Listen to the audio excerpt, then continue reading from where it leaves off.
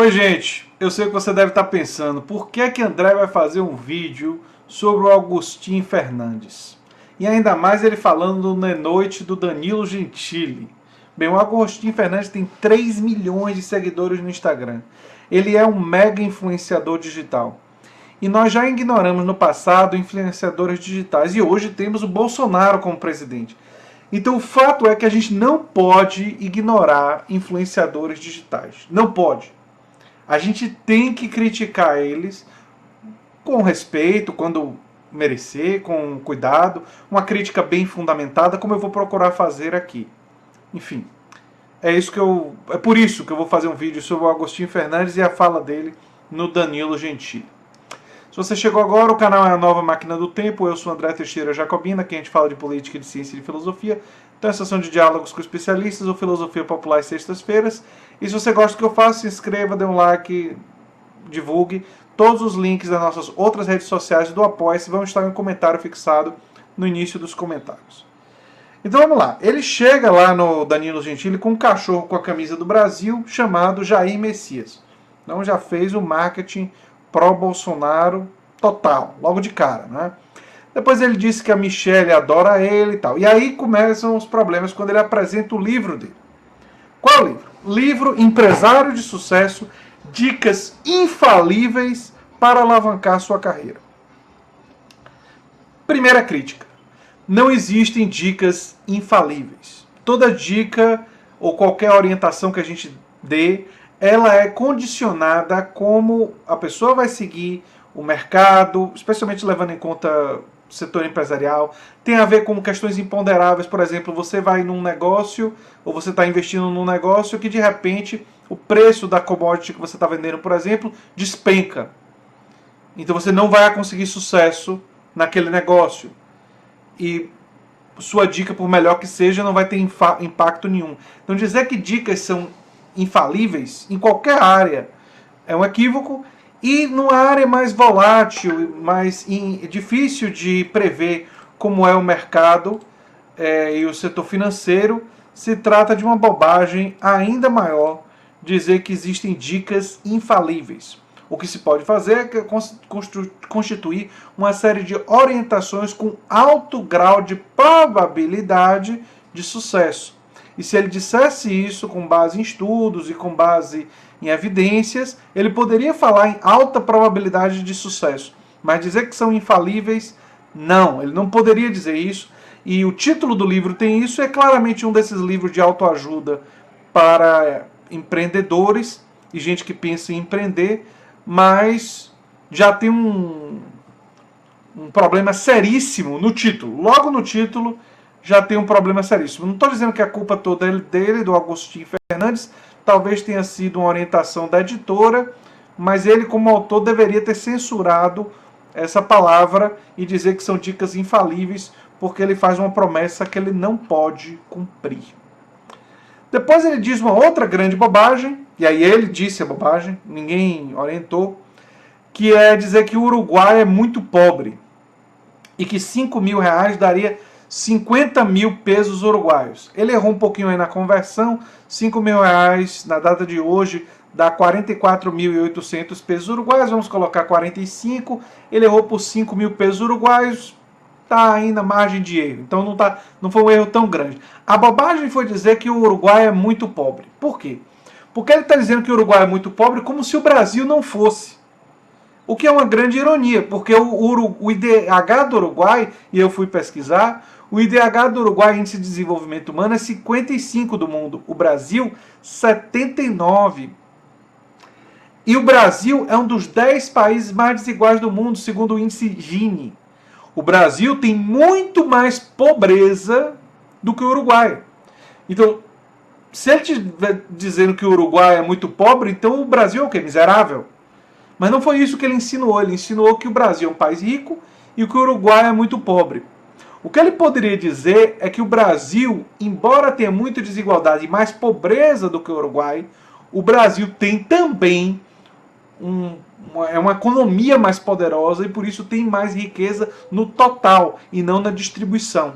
Porque na distribuição o Brasil é pior do que o Uruguai. E o Uruguai também tem índices educacionais muito melhores do que o Brasil, tem índices de saúde melhores do que o Brasil. Então, é simplesmente complicado. O Brasil é uma economia mais poderosa porque é uma economia maior. Então é importante ter essa clareza e não ficar dizendo coisas senso comum, sem, enfim, nenhum tipo de evidência. Aí ele falou que o Brasil tem uma imagem de acolhimento fora do Brasil e que isso procede. Aí nós concordamos, Agostinho Fernandes. Verdade que o Brasil tem uma imagem de acolhimento, de acolher as pessoas. E o nosso povo, especialmente o nosso povo pobre, trabalhador, mas o povo em geral, o brasileiro tem, predominantemente, claro que não são todos, essa imagem de acolhedores, e isso é verdadeiro, né?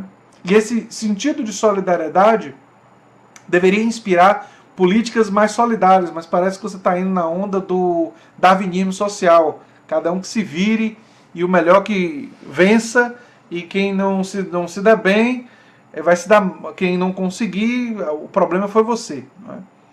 Que, aliás, se as dicas do livro dele são infalíveis e não funcionar, é claro que a culpa, na concepção dele, é da pessoa, né? E aí você vê uma ideologia típica do darwinismo social, típica de um ultraliberalismo extremo, né? Mas vamos lá. Aí ele fala uma coisa que ofende todos os gays, e aí quando ele, como homossexual, ele se surpreende de que muita gente da comunidade LGBTQ rejeita ele, critica ele. Quando ele fala umas coisas dessas, ele não deveria se surpreender. Ele diz que Bolsonaro nem mais faz piada com gay e que Lula fez. Né? Vamos observar, e ele fala do grelo duro, que aparentemente ele não sabe o que é. Bolsonaro não fazia apenas piadas com gays. Bolsonaro disse, eu trouxe aqui no canal vários vídeos em que Bolsonaro disse que se uma pessoa chega meio gay, a solução, na opinião de Bolsonaro, é dar porrada. Primeiro que ser gay não é problema. Segundo que não precisa de solução. Mas é assim que Bolsonaro se expressa em relação aos gays. Bolsonaro certa vez disse que preferia um filho morto a um filho gay. Isso não é piada. Então Bolsonaro, ao longo de sua longa trajetória política, demonstrou um tipo de homofobia das mais agressivas que você possa imaginar. Disse que era preconceituoso, disse que não gostava de gay várias vezes, não foi uma vez, foram várias vezes. Disse que imóveis, e você que lida tanto com o mercado, Agostinho, e com o valor das coisas, e como empresário, empreendedor, ele disse que imóveis perdiam valor quando tinham gays morando na vizinhança. Isso não é piada, não. Entendeu? Agora vamos falar sobre o que você citou do grelo duro, porque você disse que Lula falou isso supostamente foi uma coisa assim muito grave, né?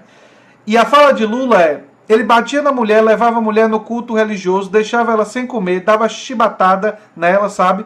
Cadê as mulheres de grelo duro lá do nosso partido?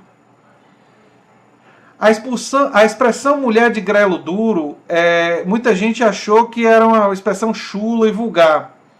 E alguns afirmaram que a expressão ofende as mulheres e as feministas. Mas muitas feministas defenderam a expressão. E por quê?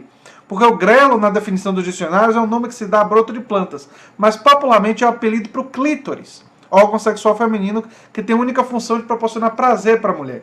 Quando a mulher fica excitada, acontece a ereção do clítoris, daí o grelo duro. O que Lula fez foi falar: cadê as mulheres empoderadas, as mulheres fortes, as mulheres de grelo duro? Esse é um episódio de problema de comunicação dos mais graves que tem. Porque ele estava falando das mulheres fortes, as mulheres que defendem os direitos da mulher.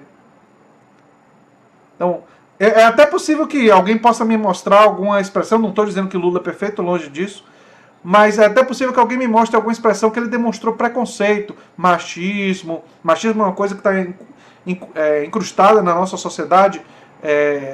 As pessoas às vezes dão declarações machistas, mesmo sem ser, porque é uma ideologia que faz parte da nossa sociedade, contamina homens e mulheres. Mas essa declaração que ele escolheu para citar não é um bom exemplo, porque essa é uma declaração que mostra incompreensão, ignorância das pessoas que não entenderam o que ele estava querendo dizer, e o que ele estava querendo dizer era valorizando o poder sexual feminino. Tantas vezes na nossa sociedade se fala da potência sexual masculina como um elemento, inclusive, político. Collor falou que eu tenho aquilo roxo e tudo mais. Quer dizer, sempre uma coisa do poder masculino sexual. Quando ele usa o poder feminino sexual como um elemento de força para enfrentar a opressão contra as mulheres, isso é visto como preconceito?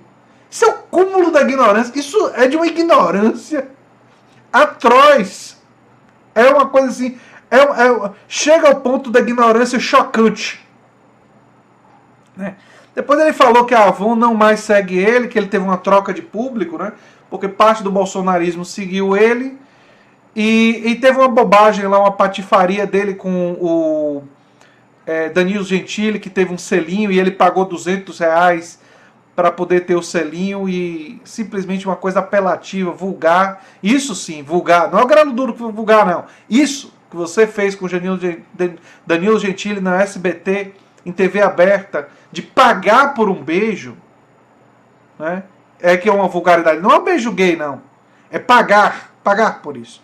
Em horário, né, televisivo, fazer uma exposição claramente voltada para tentar criar uma polêmica, tentar criar uma atenção, aumentar a visibilidade do vídeo. Né? Só faltava vocês fazerem uma banheira de Nutella e os dois pularem dentro da banheira de Nutella, né? Seria isso. Né? Que ele pagou por apoiar Bolsonaro, que teve um negócio com rolo com a empresa de Preta Gil, que ele perdeu o contrato, enfim, isso daí não é muito relevante. E por fim, que socialista que nunca teve que se prostituir não pode falar sobre isso. Bem, aí eu preciso dar alguns comentários de educação política. Os países social-democratas, aqueles que têm um sistema tributário progressivo, que têm sistemas de saúde universais, dominados por ideias de esquerda, como a Suécia do Olaf Palme, como a Finlândia, como a Noruega, como a Dinamarca e todos os países nórdicos, e boa parte da Europa Ocidental influenciada fortemente pelos ideais social-democratas e ideais socialistas, embora não sejam países socialistas, são países que tiveram a influência do socialismo mais perceptível em suas políticas públicas. Esses países legalizaram a prostituição e protegem as prostitutas. Sua avó, se morasse lá, depois da legalização, não na época dela, teria que ser mais recente, teria que ser nos últimos 30, 40 anos, ela teria sido mais protegida do que ela foi em outro país, como o Uruguai. Não é? E vale a pena dizer, ele fala que o Uruguai é comunista. Não, não é. E onde é que tem mais fome? Onde é que existe maior distribuição de riqueza? Ele falou aquele senso comum tolo, meio que, enfim, de muita ignorância, né? De que socialismo distribui pobreza e de que capitalismo distribui riqueza.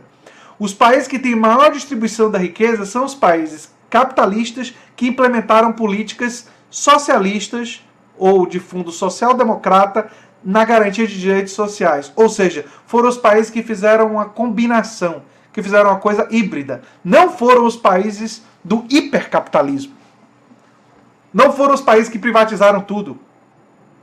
Não foram os países que têm uma cultura muito mais privada, do poder privado e na garantia dos serviços, são países, dentro do mundo capitalista, os que têm maior desigualdade. Os que não distribuem riqueza, mas os que concentram riqueza e distribuem desigualdade e grande quantidade de pobreza.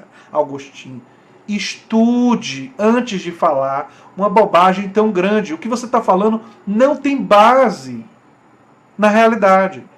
E você é um cara rico, você pode ir para a Noruega, pode ir para a Dinamarca, pode ir para a Suécia e pergunte para eles o que é que eles acham se privatizar o sistema de saúde. O que é que eles acham de privatizar o sistema educacional, das universidades serem pagas, que seria um sistema capitalista implantado na educação, na saúde, na segurança. Pergunte para eles o que na Noruega eles acham de implantar um sistema privado de prisões. Na Dinamarca, na Finlândia. Vá na França e pergunte isso.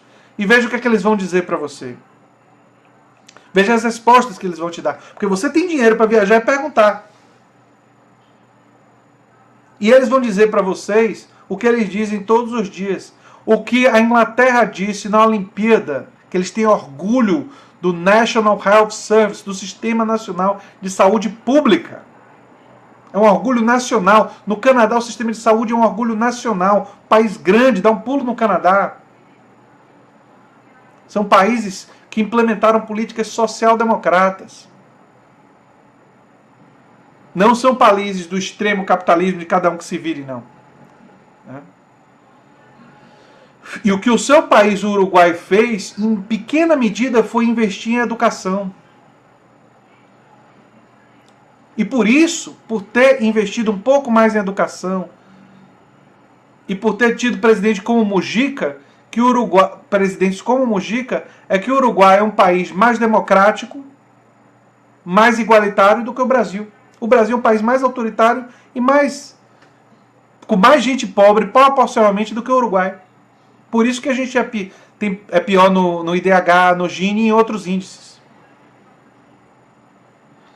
Enfim, lamentável, né? Só queria finalizar dizendo o seguinte, que ele adorou a Michele Bolsonaro, que ele foi muito bem recebido na casa do Bolsonaro, e ele foi mal recebido pelo Fefito da Jovem Pan, né?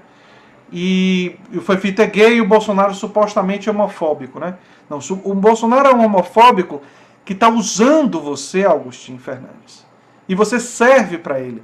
E por você servir aos interesses do Bolsonaro, que são contrários aos interesses que gente como o Fefito luta boa parte da vida, que o Fefito rejeitou você. O Fefito não rejeitou você por você ser gay, não. O Fefito rejeitou você pelas suas ideias, pelo que você está defendendo. Não tem nada a ver com sua sexualidade. E o Bolsonaro aceitou você porque você serve os interesses políticos dele. Você é um adereço para ele. Você é um instrumento que ele pode utilizar para conseguir se legitimar politicamente. Você serve para ele. Mas experimente dar uma cantada no Carluxo ou namorar com o Carluxo publicamente para ver o que acontece com você. Ou ter um casinho com o Carluxo para ver o que acontece com você. Em outras circunstâncias, se Bolsonaro não precisasse de você, Bolsonaro não só não receberia você na sua casa, na casa dele, se ele não fosse político, como ele diria para pessoas não irem na sua casa. Como ele diria para os amigos dele que você vai para o inferno, Augustinho. Porque esse é o lugar dos gays para os cristãos radicais. E é isso que Bolsonaro diria de você. E desculpe ser eu trazer essas verdades, mas essas verdades precisam ser ditas. Precisam ser ditas porque a gente não pode permitir que esse tipo de jogo seja feito sem que a verdade das situações seja dita. E se isso magoa algumas pessoas, ou as pessoas não querem ver a realidade, eu apenas lamento. Eu apenas fico triste. Mas, enfim, é lamentável que... Mas isso era esperado, né? Os autoritários, os machistas, eles sempre fazem uso daqueles que... E há uma identidade do ponto de vista empresarial e do plano liberal, né? E essa ideologia acaba se sobrepondo. E eu já disse aqui várias vezes que essa dimensão econômica muitas vezes sobrepõe a lutas culturais, né? E se utiliza da diversidade cultural e diversidade de orientação de gênero e tudo mais para poder se aparentar ter uma postura mais tolerante. Mas que isso daí é um jogo político. Isso daí é jogo de cena. E infelizmente tem muita gente que cai, né? Se vocês gostam do que eu faço aqui no canal, me dêem um like, compartilhem e divulguem. Se vocês quiserem se inscrever nas nossas outras redes sociais, no Instagram, Facebook, Twitter e no nosso Apoia-se, links vão estar no comentário fixado no início dos comentários. Um abração e até o próximo vídeo. Tchau, tchau.